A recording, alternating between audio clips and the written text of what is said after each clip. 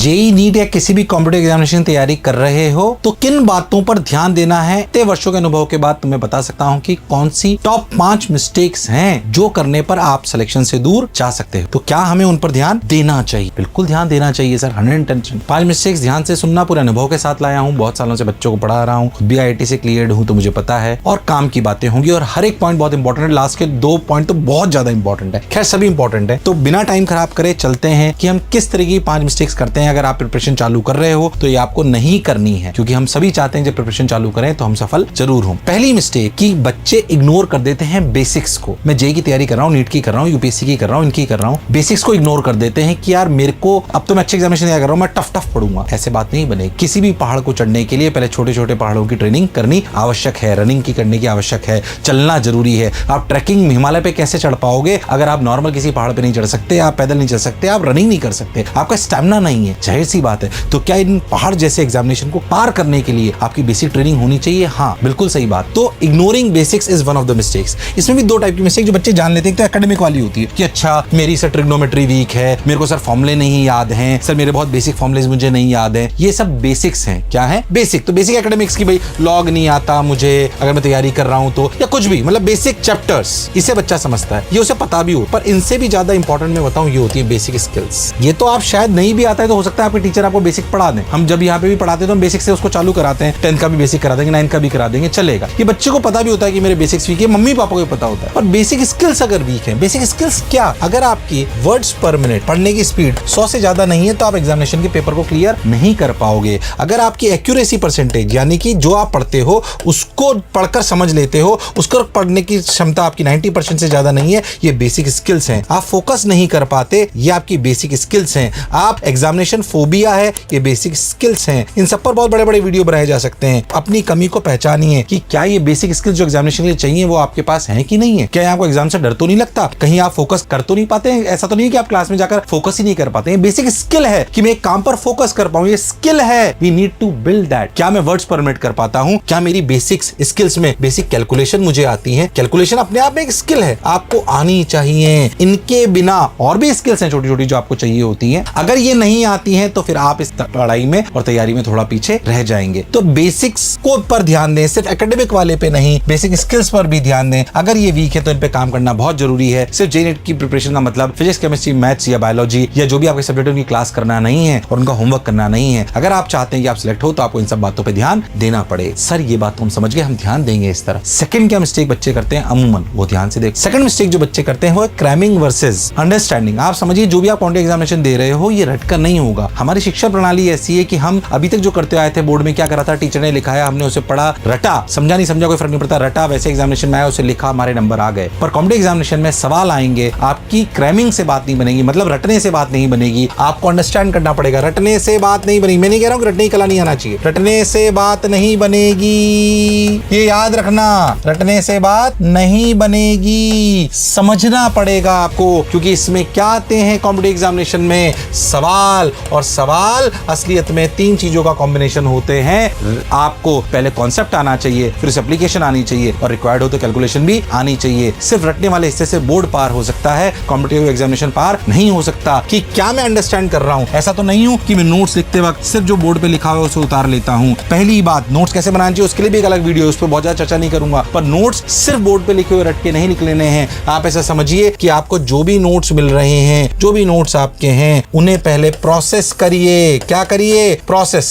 जो बोर्ड पे टीचर ने लिखे हैं नोट्स, उनको पहले प्रोसेस करिए। क्या करिए? प्रोसेस। और फिर खुद की भाषा में लिखिए, खुद की भाषा में लिखिए। मतलब मैं कहना चाहता हूं कि जो भी टीचर कर रहा है उसको पहले समझिए कि उसने क्या कहा। एज इट इज नहीं लिखना, उससे कोई फायदा नहीं होगा, उसे दिमाग में प्रोसेस करिए। अभी आपने क्या करा, टीचर ने जो लिखा हमने एज इट इज उतार दिया, उसे रट, इससे नहीं हो। उससे जो लिखा है उसे समझिए, प्रोसेस करिए दिमाग में, फिर अपनी भाषा में उसे अपने नोट्स में लिखिए। तब जाकर आप इस पूरे प्रोसेस को कर पाओगे और इस अंतर को समझ पाओगे, क्रैमिंग वर्सेस अंडरस्टैंडिंग। जब तक अंडरस्टैंडिंग नहीं होगी आपका कॉम्पिटिटिव एग्जामिनेशन में क्लियर करना पॉसिबल नहीं है। नोट्स कैसे लिखने चाहिए, अगेन बहुत बड़ा वीडियो बना रखा है, उसको जरूर देखिएगा। चलिए आगे चलते हैं। सर ये 2 मिस्टेक्स तो अपनी हो गई, काम की बातें, पूरा वीडियो सुनना, कुछ भी फालतू की बात नहीं होगी, आपके काम की बात होगी, इसे ध्यान से सुने। तीसरी, neglecting time management. Time management पे अब अगेन एक बहुत बड़ा वीडियो मैंने बना रखा है, बट अभी मैं इसकी इंपॉर्टेंट बात बता रहा हूं। अगर आपने टाइम मैनेजमेंट को इंपॉर्टेंस नहीं दी, पहली बात आज बोलो कि नहीं सर मैं रोज कम से भी कम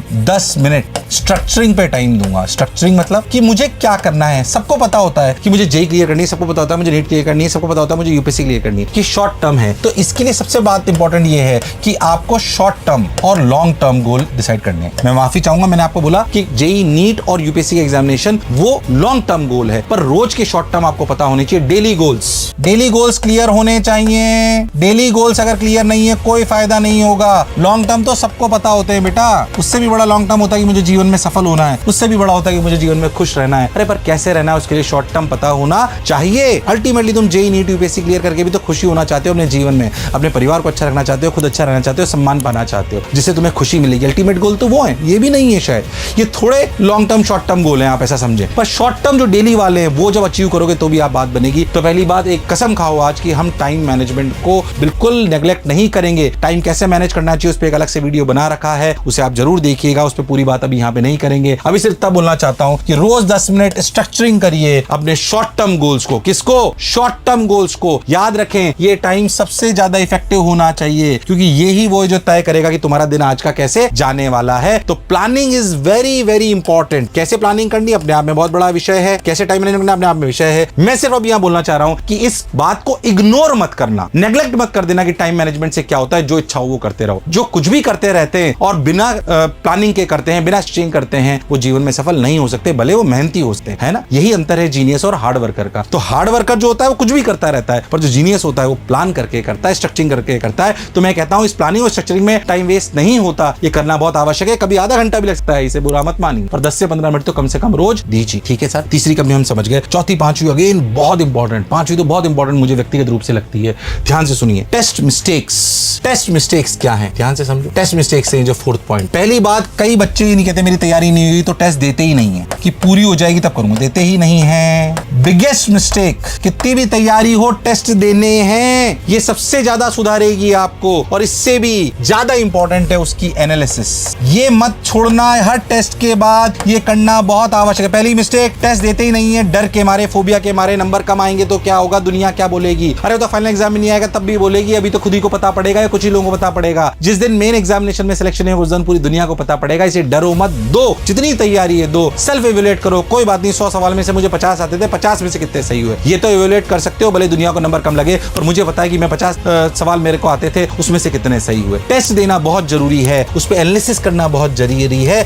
यही आपकी वीकनेस को बताएगा। और मैं बार बार कहता हूं कि असलियत में जीवन में वो सफल होता है जो खुद की कमियों को पहचानता है, क्योंकि जो खुद की कमियों को पहचान जाता है वो जीवन में आगे जरूर बढ़ता है। तो self introspection is really very very important. मेरा पूरा फोकस बच्चों पे इसी बात पे कि मेरे जैसे बच्चे, एवरेज बच्चे, मध्यम परिवार से जो बच्चे आते हैं, वो कैसे उनकी कमियों को सुधारा जाए। फिजिक्स, केमिस्ट्री, मैथ्स, बायोलॉजी तो हम बहुत बढ़िया पढ़ा देते हैं, पर कैसे उनके माइंडसेट को सेट करा जाए ताकि वो सिलेक्शन की तरफ जाए। पूरे टाइम में इसी में निरंतर काम करता रहता हूं। Fifth and the most important, आप ऐसा समझो, जो आपकी इन सब चीजों को सही कर देगा, वो क्या है फिफ्थ? वो है, ध्यान से सुनो अच्छे से, वो है नेग्लेक्टिंग सेल्फ केयर। अगर आप खुद की केयर नहीं कर पा रहे हो, खुद की केयर का मतलब, अच्छा इसके भी दो हिस्से हैं कि क्या आप अपनी फिजिकल हेल्थ का ध्यान रखते हो। मोस्ट ऑफ द बच्चों को पता होता है कि हाँ मेरी फिजिकल हेल्थ किससे खराब हो जाती है, पर क्या आप मेंटल हेल्थ का भी ध्यान रखते हो? ये बहुत इंपॉर्टेंट है। अगर ये नहीं कर रहे हो तो गड़बड़ होगी। ध्यान सुनना। फिजिकल हेल्थ, आपको पता होता है क्या खाने से मेरा पेट खराब होता है, पर मैक्सिमम लोगों को पता नहीं होता कि किससे बात करने से उनका मन खराब होता है। ध्यान से सुनना। फिजिकल हेल्थ पे पूरा फोकस करना है, पूरा फोकस करना है, गड़बड़ नहीं करनी है। पानी का ध्यान रखना है। अगर आप बाहर आके पढ़ रहे हो कोटा जैसे शहरों में, तो पानी का ध्यान रखना है। छोटी कंजूसी नहीं करनी है। किस चीज से आपको खाने से खराब हो जाता है ध्यान रखना है। सेल्फ केयर करनी है। ऐसा नहीं कि 2-2 रात तक सो ही नहीं रहे हैं, नहीं तो आपकी पूरी साइकिल जो आपकी बॉडी क्लॉक है वो पूरी खराब हो जाएगी। इन सब चीजों पे बहुत ध्यान रखना है ना। इस पे ज्यादा नहीं बोला, बस ध्यान रखना है। मैं अभी सिर्फ इतना बोलना चाहता हूँ। हर एक पॉइंट पे अपने आप में बहुत बड़ा वीडियो बनता है, बहुत सारी उसकी साइकोलॉजी, बॉडी क्लॉक अपने आप में बहुत बड़ी चीज है। पर मैं सिर्फ ये बता रहा हूँ कि किसी बातों पे ध्यान देना है ना, और किन बातों को इग्नोर नहीं कर देना है, वो ध्यान देना है। मेंटल हेल्थ अगेन बहुत इंपॉर्टेंट है। सबको पता होता है क्या खाने से पेट खराब होता है, पर किसको सुनने से, किसको समझने से मन खराब होता है उन्हें पता नहीं होता। तो कंटेंट बहुत ध्यान दीजिए, क्या कंटेंट देख रहे हो, कंटेंट पर बहुत फोकस करिए। मैं मोबाइल पे क्या देख रहा हूँ, मेरी फीड क्या आ रही है, मेरा क्या हो रहा है। रोज इंट्रोस्पेक्ट करिए कि मैं खुद में पॉजिटिव हूँ कि नहीं हूं, इंट्रोस्पेक्ट करिए कि मैं पॉजिटिव हूं कि नहीं हूं, पॉजिटिव सेल्फ टॉक करिए,